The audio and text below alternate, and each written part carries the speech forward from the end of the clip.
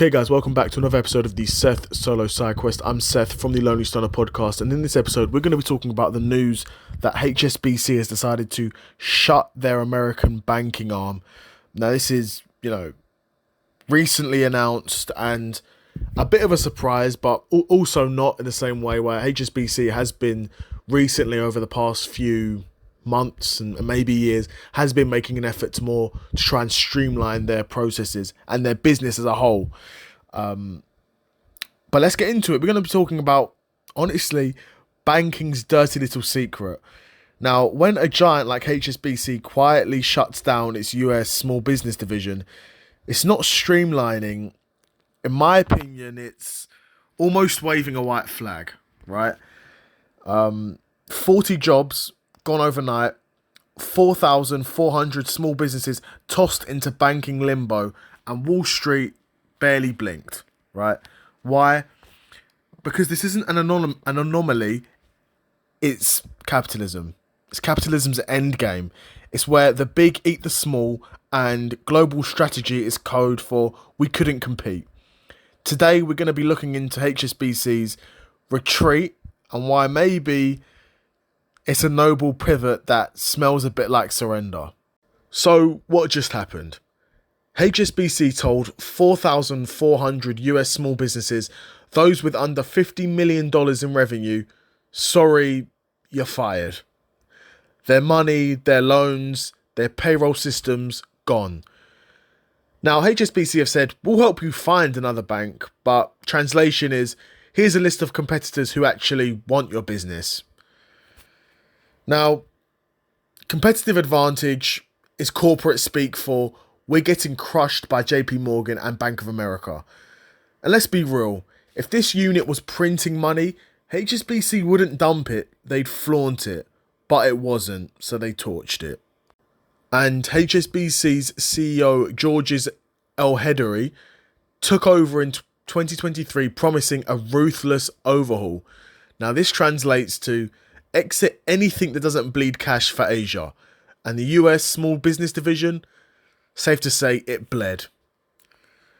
And the evidence is there. The US graveyard, HSBC's failed 2011 acquisition of subprime lender Household International resulted in $10 billion being lost. Their 2021 US retail exit sold for pennies. And it's clear Asia is the golden goose. 75% of HSBC's profits come from Hong Kong and China. Why fight JP Morgan for crumbs when Beijing's buffet is open? Wall Street's Iron Curtain. US banks lend to small businesses at 3 times HSBC's speed. HSBC's tech, a 1999 era app they just killed. And the reality is, if you're not winning, you're wasting money.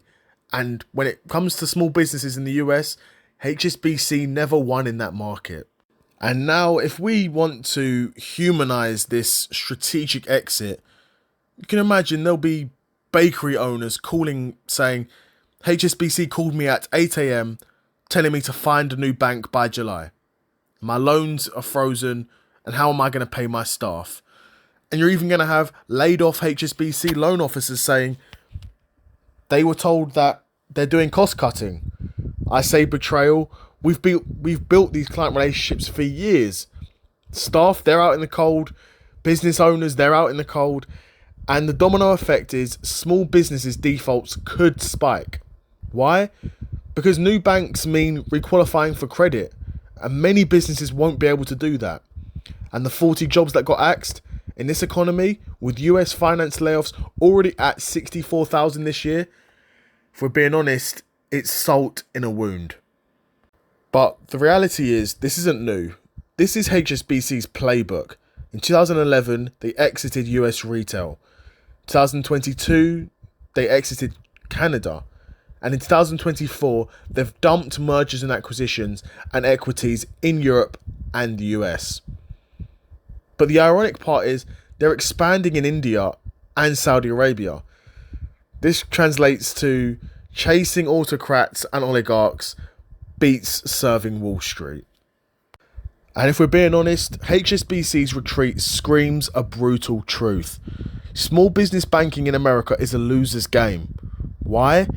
Well, firstly, you've got regulatory quicksand. Dodd-Frank costs small banks 3x more than the giants. Tech's arms race. JP Morgan spends $15 billion a year on AI. HSBC, just shut its app.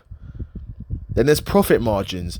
Big business loans can equal up to 8% returns, whereas small business loans are only 2% returns. Guess who gets the love?